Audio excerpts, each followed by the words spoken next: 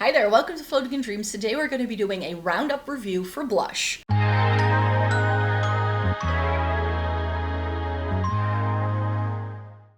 Welcome to everybody watching today. Thank you so very much for joining me. This video is going to be a roundup review of the last 10 or so blushes that I've reviewed over on the blog, but I thought, you know what, I do this for foundations and concealers.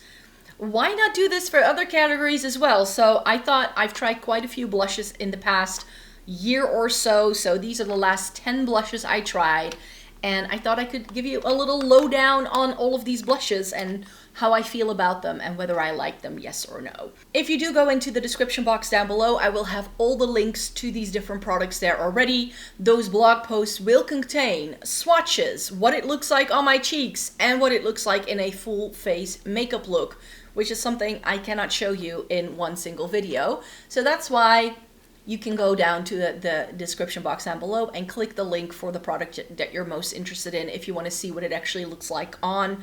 I will just be breezing through these as we're talking about them because there's quite a bit here and there's a lot that I loved, and I think there wasn't a single dud. There are a couple where I'm like, I don't think that's going to last the longest amount of time in my makeup collection, either because it's too similar to other things and it's not wholly unique. But there are definitely some really solid things in here. And I thought we could kick things off with something that is super affordable. This is the Catrice Blushing Charm Blush Sticks. I think these were new this year, so they came out with this in the spring season actually. This comes in 5 shades. I bought all 5 shades for my review, so I do think I only wore one of them in the video or for the review. But I did try out all of the shades to see what they were like, and this was my favorite. This is shade 050 Radiant Honey. This comes in 3 matte shades, and there are 2 that are a little bit more like a blush lighter. I believe that's also, yeah, it says here on the sticker, blush lighter. One of them was incredibly like peachy toned, which is never my favorite, but this is a really beautiful mauvey sort of shiny blush, which I tend to prefer. I do enjoy a matte blush as well, but I prefer it if they have a little bit of dew or shine to them. So these are really pretty. They are cheap and cheerful. The packaging feels a little bit flimsy perhaps, but overall this is a really solid product from Catrice that will see you through in a pinch if you're looking for a new blush stick. So many brands are doing the 5 or 6 shades that every brand seems to be doing. Catrice did it as well, so you might as well go for a budget option if that's what you're looking for. Shall we do blush sticks? Shall we do blush sticks first then? Because I also am trying out the Mina No Rule Stick in 385. I already gave this a review over on the blog. This is currently in my Shop My Stash. There will be another blush in here for my Shop My Stash because that's the way we roll on this channel. We do a Shop My Stash and then we have a nice little mix of new and old things to go back to. And this is a blush stick that I've owned for a year, I think, because I think I bought this in Spain last year. And I just hadn't gotten around to using it on my face yet. And this is beautiful. The shade is called Burgundy. And that may sound because it's exactly the shade of the packaging, as you could see. And this is really intense, but the way I like to use these, this goes with any blush stick I use. I always put the blush stick on my fingertip and then I transfer it to my other fingertip, and that's what I use to tap onto the skin. And this blush stick really needs the warmth of your fingers for it to apply. Some blush sticks can be applied right from the blush. I'll show you one of those in a second where that actually works best.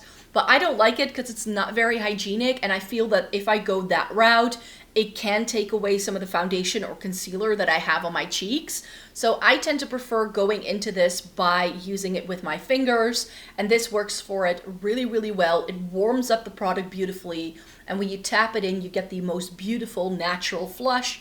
It is a little bit more cool toned because of the berry undertone it has. It's quite a bit of pink, and these kind of shades I just love. You may think, looking at these in store, this is aimed at deeper skin tones, which they probably are, but I feel that on my fair skin with a cool to neutral undertone, I sometimes need to go the deep skin route for certain blush shades because I feel they do better cool toned options for people with deeper skin tones than they do for people with lighter skin tones. Another blush stick I tried is by Hauslabs. This is, what's this thing called again? Color Rinse Glassy Blush Balm in Glassy Hibiscus. Hibiscus? I never know. This is a beautiful mauve tone, and this is really pretty. The only problem I have with it is that it doesn't really have a lot of color payoff. I feel this is more of a highlighter on me almost, like a colorful highlighter, rather than a true blush shade. It is beautiful, but the formula is so incredibly thin that I need to build this into layers continuously for it to really show up on my cheeks. Is it beautiful? Yes. This is a great one and done sort of blush look. Like if you're not wearing a lot of makeup that day and you just want to run out the door, then this is the kind of blush stick I think you're gonna love. It is best applied straight from the stick, which I don't love. And I feel that when I use it with my fingers, I don't get the color payoff, but this does move my foundation around when I do use it from the blush stick, which is why it's not my full favorite, which is rare for me because I tend to love Hauslabs products and I like it. I'm gonna keep it around for a while for sure. I love the shade especially. And yeah, I'm going to be getting a lot more use out of it in the future, but it's just not a priority for me. And another very much hyped up product is another product from my Shop My Stash, and this is the Merit Flush Balm in Archival. So this is another warmer tone mauve shade, and since the last time I've used it, it's looking a little dirty, even though I clean it off every single time I use it, because this is, again, best used directly from the stick. And I felt every single time I was using it, I would get a little bit of foundation on here, so I would wipe it off to get rid of that. But now it just looks a little gross as a result, which is like I'm trying to take it off so you can see the shade a little bit better. Here is what the shade looks like. I found that with Merit, because I was able to now find them in store, that a lot of their products are just so incredibly brown toned that I really struggle to find good shades that I thought could work for me. So that's why I don't think I'll be testing out any more Merit anytime soon. This is a really beautiful product, but I feel I can get this far cheaper. You're going to see other products that I do enjoy that will give a similar effect to this. So I don't really need this. It does have 9 grams of product, which is good because it does feel quite small, I feel. Not sure how much I'm going to enjoy using this for a longer period of time, because if you do use these and you were to ever use it up, of course the dome is going to go away, and this does not apply with fingers at all. Like the Hauslabs, I can still like layer and build up if I use it with fingers. With this, it has to come directly from the stick. And once that dome is gone, how are you going to use the rest? I really don't understand how that's going to work. But I've tried several tools with this, which is why it was looking a little bit dinky there. But yeah, I've tried it with fingers. I've tried it with a brush. I've tried it straight from the packaging, and straight from the packaging is the only way this really works. I mean, because this is bigger, like the Hauslabs is so much slimmer. This one, you can actually take a brush to it and like dab it on and then dab it onto your cheeks, but I felt it still didn't have payoff. It's too close to a lip balm texture for me as well. So it doesn't transfer unless you wipe it on, you could say. And with the Hauslabs, I feel it's a little bit easier to transfer the product to your face. So that's why I don't love this any more than I do. Is it a solid product? Yes. Is it worth the hype? Absolutely not. I feel it's expensive for what it is. A blush then that has no trouble haven't given you any sort of payoff are the NYX Buttermelt blushes. I also tried the bronzer. I still want to try the highlighter as well that they came out with, but those aren't available here in the Netherlands yet, so that's a bit of a shame. But the Buttermelt blush I got in For the Butta, and this is again a deeper tone. This entire range, when I checked it out in store, was so warm toned. That was like, there wasn't a single shade that I wanted to pick, but then I spotted this and I was like, that might work. It's a little bit cool toned. It's a really beautiful berry shade. I feel there's so much light today. Like this is perhaps a little bit more true to color than when I hold it up all the way here. Like if I don't have it catch the light, you can see a little bit better. This is really beautiful. It has a hint of purple running through it, but these are pigmented.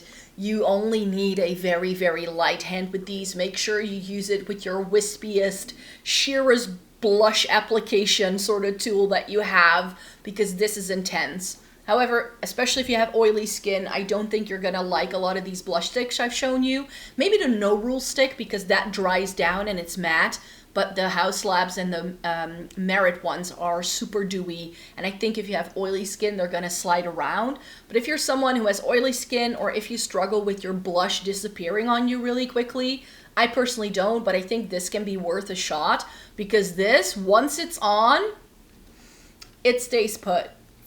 It stays put. This is so easy to use. NYX really, like, this is totally worth the hype if you ask me, these Buttermelt blushes. If they had a better shade range, I would pick up some more. I think they do a purple one in this, don't they? But I haven't been able to find that anywhere yet. And these took forever to get to Europe, which is why I don't think they're gonna get these, we're gonna get the highlighters anytime soon. And the stores where I've now seen NYX being stocked don't sell the full range of blushes. Like this shade here in the Netherlands, I cannot find. I found this at Superdrug when I was in Edinburgh over the fall time. There they had the full array, but I don't think they had the purple one in. Either it was sold out or it just wasn't out yet. I don't know what happened there, but yeah. Maybe I want to get one or two more of these if I can find a shade that appeals to me. Let's stick to powder blush. I have been a cream and liquid fiend for the past couple of years, so testing out powder blushes isn't something I'm likely to do, but this one, the Too Cool for School Artclass by Rodin blush in Demauve. That's the name of the shade. If you want a super cool toned mauve tone blush and you don't know where to start, then this can be really beautiful, especially if you have fair skin. This almost has a hint of gray running through it. It's K-Beauty, that's something that's good to know. So I bought mine on YESSTYLE, which if you want to, I have a code with them. If you want to get 5% off of your next order, you can. And this blush had been on my wish list for such a long time, but every single time I was gonna order it, then it had either sold out or it wasn't in stock. And then one moment the stars aligned. I think this is a very popular product. They have an entire array. They also do a peach shade in this range, which I think looks really pretty. But you know me, I love a cool tone mauve tone blush, and I was really trying to test out more cool tone blushes for a video I did earlier in the year. So that's why I wanted to test this one out. It's really, really beautiful. It has the right balance between pink and purple for sure, and I really like this one. It's a really stunning mauve tone shade. The final thing that comes in a compact, but it's actually a cream, not a powder, is currently in my Shop My Stash. This is the Makeup by Mario Soft Pup Plumping Blush Veil. Why are these products so difficult to pronounce? This is in the shade Perfect Pink. I always call it Pretty Pink. And with this, I feel that looks are so deceiving. When you buy this, it has this sort of like pebbled texture, which you can still see a little bit around it from where I've used it. But the shade you get is the shade in the middle. And I felt it is far more cool toned than you might expect. I feel that from a cool tone level, I feel this is on par with the NYX blush I just showed you. Like, it has the same level of cool tonedness, you could say, which I really enjoy. Why is there smudges on this thing? So I really enjoy it for that reason. It's just a really pretty pink blush. And I never really go for truly 100% pink blushes. It's just not something I like, because very often they will have warmth to them. But this actually has a blue undertone on me, and it works perfectly. It has this really nice sweet flush. I don't think it's super different from the Mina blush I showed you earlier. I feel that one is perhaps a little bit more red leaning, and this pulls a little bit more pink. I love this formula. It's the same sort of formula as you get in those soft sculpt sort of contour bronzery kind of things. I've been using them in conjunction and they're really beautiful. This is, again, very sheer though. I need to use 2 layers with this in order to get it to go on. And that's the thing that I've also found with the bronzer. Like, so many people have hit pan on it so easily because you have to use quite a bit of product for it to get to show up the way you want to. But once it's there, it's super beautiful. And this being a very creamy formula and very dewy on the skin, I do feel it settles down and then it doesn't move. So I do really enjoy Perfect Pink by Makeup by Mario. This was a great find. Apparently these are very photosensitive though, meaning that if you do leave them out in lighting, that these can change color really easily. So keep them in a dry, dark spot to make sure your formula doesn't change. Then we have a bunch of like liquid and cream K-beauty things, because that's what I've been testing the most. I discovered Mousse this year. This is the Mousse Care Cheek. This is a travel-sized version with a gray tone and a mauve tone. This is down and this is dim dum. They pair really well together. They also look beautiful by themselves. I haven't used the gray tone by itself. It's meant to be a mix-in shade, but this is a beautiful, already pretty cool tone mauve shade to begin with. And then combined with the gray tone, magic happens. And I've mentioned Mousse quite a bit this year. I discovered them through Robert Welsh. He actually showcased this exact combo over on his channel. I saw it and I was like, oh, I need that in my life. And that's why I ended up buying this, and I really, really love it. It's dewy, it's liquid, it's really easy to use. These are quite pigmented. You only need a little bit with these. It's not like with the Glossier Cloud Paints or anything like that where you only really need a pinprick, but with these, I feel I get the right amount every single time, and they are beautiful, beautiful shades. And then because I was looking into this brand, I actually found out they also do these bigger sizes. So these are the bigger sizes that they do, and the other ones are the travel sizes. Now I keep forgetting which one is which, but the other one is also called the Mousse Cheek whatever, and the other one is called something like Creamy something. All you need to know is that this one is a little bit more, is it now dewier or... I forget which one is which because they're really pretty. I feel that the difference between the purple cap and the green cap isn't the biggest. One of them is a bit more matte, the other one is a little bit more dewy. I believe this one is called Crema Mauve. Can you see how gray toned that pink looks? And this is Muley Bowl, which is a really pretty sort of almost gray toned lavender. I also have, I think it's called Fig Fog or something like that. It's a little bit more brown leaning, also in the purple cap. And these are really, really beautiful. They are a really similar formula to the other ones I've just shown you. It's just that one is a little bit more matte leaning and the other one is just a little bit more dewy. They go on really well on the cheeks. They're not as sheer as the Apieux ones that I've tried as well, the Juicy Pang blushers.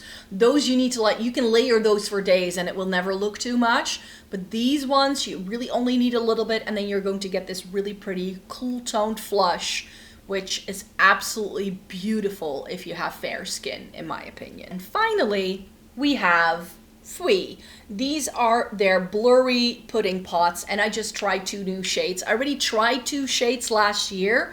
Really, really love them. I tried Slay and D-Day, I think. So I wanted to try out some other shades. This is Film, which is of their red range, or I think their brown, like neutral range or something. Like the caps all go with like a slightly different color way that they do. And then they do pinks as well, and this is STH. What I have found though, let me put them next to each other, now that I have 4 of these, is that they aren't all that different once they go onto the cheeks. Like, they look really fun and exciting in the packaging.